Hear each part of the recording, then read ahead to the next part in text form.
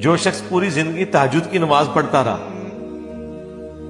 لیکن مزاروں پہ جا کے بابوں کو بھی پکارتا رہا، آپ اس کو نیک سمجھتے ہیں یار؟ اس طرح کے نیک تو ہندوؤں کے اندر بھی موجود ہیں، عیسائیوں میں بھی ایسے لوگ ہیں جنہوں نے پوری زندگی کبھی جھوٹ نہیں بولا، تو نیک تو وہ بھی ہیں۔